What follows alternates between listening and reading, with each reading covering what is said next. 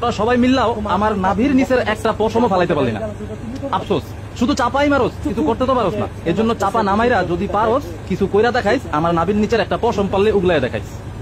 যে মহিলাটা তোর জন্ম দিছে, তোর মা, তোর মার কাছে যায় লঙ্গিটা আলগি দিয়া দেখাই দিবি, তখন তোর মা ভালো করে দেখছে এই পশমগুলি, তোর নাভির নিচের পশমগুলি, আর তোর মাই এগুলো ফালাইতে পারবে, কারণ এগুলো তো কাউরে দেখাস নাই, কেউ দেখে নাই।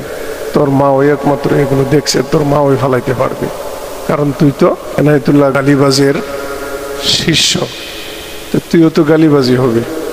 তোর বাপ এনায়েতুল্লাহ গাফুস না, যারে মন চা তারে কাফের ফতোয়া দেয়, যারে মন চা তারে কাফের বানায় দেয়, মুরতাদ বানায় দেয়। তুইও তো তারই সন্তান। সোজা হয়ে যাও মাসুক, সোজা হয়ে যাও, এখনো সময় আছে, হুঁশিয়ার করে দিলাম।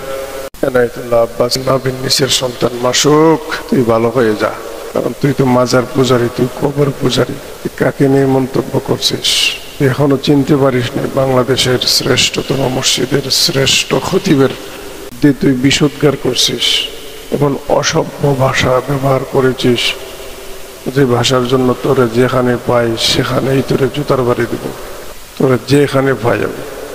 তুই বলছস না তোর নাভির নিচের একটা পশমও কেউ ফালাইতে পারে নাই? তোর নাভির নিচের পশম তো কাউরে দেখাস নাই। তোর নাভির নিচের পশমগুলি তোর লঙ্গিটা কাপড়টা আলগি দিয়া দেখাই দে সবাই।